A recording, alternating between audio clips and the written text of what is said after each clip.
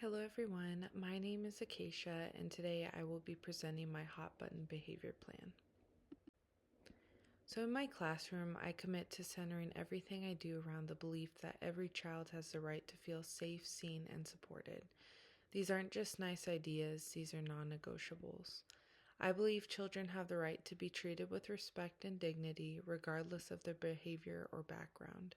They should have the right to express emotions, whether it's joy, sadness, frustration, or fear, in a safe, supportive environment.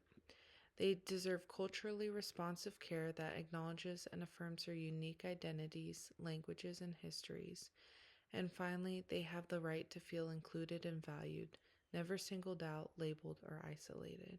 These rights are grounded in research. According to the National Scientific Council on the Developing Child, responsive, nurturing relationships are the foundation of healthy brain development, learning, and emotional well being.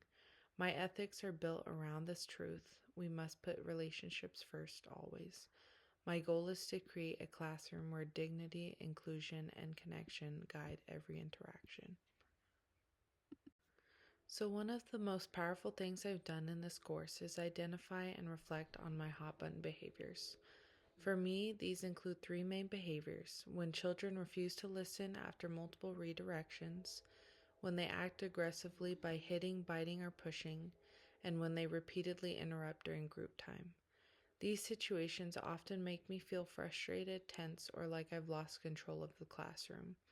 In the past, I would interpret these behaviors as defiance or disrespect, which made it hard to connect with the child or see beyond the behavior. But my perspective has shifted. I now understand, thanks to Valuing Diversity by Kaiser and Rasminsky, that behavior is communication. Children aren't trying to push our buttons, they're expressing needs, fears, or confusion in the ways that they know how. This mindset has helped me pause, stay curious, and ask, what is this child trying to tell me? What need is going unmet? Instead of seeing behaviors as problems, I now see them as invitations to build deeper relationships and practice empathy. This shift has also helped me reframe how I engage with families. Rather than blaming, I seek to understand their perspectives and collaborate on solutions. That change alone has improved trust and partnership. Behavior management starts long before any behavior actually happens. That's something I now understand more deeply. Prevention begins with strong, intentional relationships, so taking time to learn each child's history, family values, language practices, and what makes them feel secure. If a child comes from a home where communication is mostly nonverbal or where emotional expression isn't encouraged, I need to respect that and adapt my approach. I also set up my classroom in a way that prevents unnecessary triggers. Elkins talks about creating a yes environment, which means designing spaces and systems where children can succeed. That includes things like using visual schedules, predictable routines, and clear expectations to reduce confusion and anxiety. For example, if a child struggles with transitions, I might use a timer, sing a transition song, or give a 5-minute warning. I also consider how materials are arranged. Can the child access what they need independently? Are there cozy corners for emotional regulation? Prevention is about intentional design, so both socially and physically. When we prepare thoughtfully, we give these children the tools to succeed before behaviors even arise. So, when a behavior does occur, my goal is to stay present, grounded, and supportive. This begins with regulating myself. If I can enter the situation feeling triggered, I won't be able to co regulate with the child. So, I take a deep breath, slow my body language, and speak gently. I might repeat a calming phrase to myself like, "This is a child in need, not a child being bad." Then I can use that and co-regulation techniques such as getting down to their level, maintaining soft eye contact, and offering supportive language. I might say, "You're having a big feeling right now. I'm here to help." Joseph and Strain highlight the power of asking, "How can I help you?"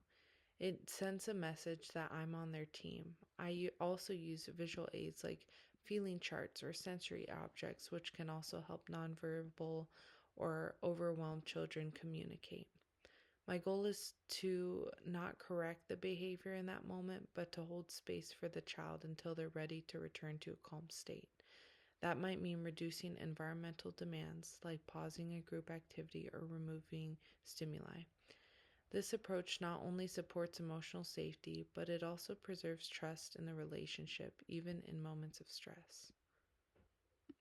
So, what happens after a behavioral incident is just as important as what happens during. First, I take time to reflect. I ask myself, was the environment overstimulating? Did I miss early signs of dysregulation? What might have been going on in the child's life that day? I journal or talk through it with trusted colleagues to help. Statman Well emphasizes the value of repair and reflection, especially in trauma sensitive classrooms. After reflecting, I reconnect with the child. That might be as simple as saying, I'm glad we're back together now, or inviting them into a shared activity. This helps rebuild safety and trust. I also reach out to families, sometimes just a short message, sometimes a conversation. I ask about patterns they've noticed or what might be helpful at home. Lastly, I care for myself, whether it's a stretch, a quiet moment, or stepping outside. I recharge so I can return with presence.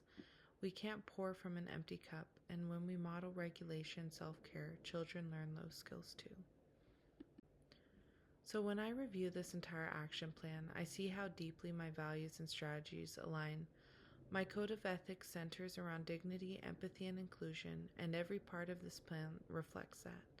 Before, I used to think behavior management was about discipline, routines, and consequences. Now I know it's about relationships. I understand that behavior is layered. It's shaped by trauma, culture, temperament, and experience. This course has helped me move from a mindset of control to one of curiosity. I now focus on supporting children's emotional growth rather than stopping behavior. I've also come to appreciate how vital my self-regulation is. Children mirror the adults around them. When I'm calm and grounded, they feel safe to follow. Finally, I've developed a deeper respect for family partnership. Behavior doesn't happen in isolation, and families hold insights I'll never find a data sheet. The more I include them, the better I can support the whole child. This letter is one of the most personal and powerful parts of my action plan. It's a reminder to my future self and to any fellow educators I may work with that our work is about so much more than managing a classroom.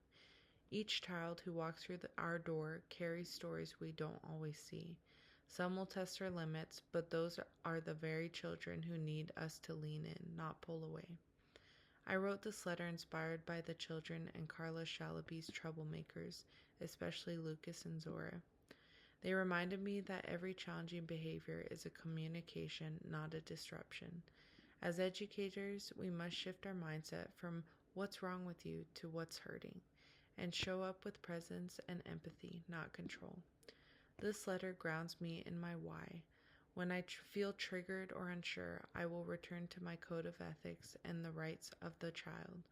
I'll take a breath, use my self-care tools, and seek help from my support systems. Teaching is not something we do alone. Most importantly, I want to always remember that connection, not compliance, is what changes lives. And the children who challenge us the most, they are often the ones who needs us the most. I hope I never stop choosing love, empathy, and hope in every moment. And then here are my references. Thank you.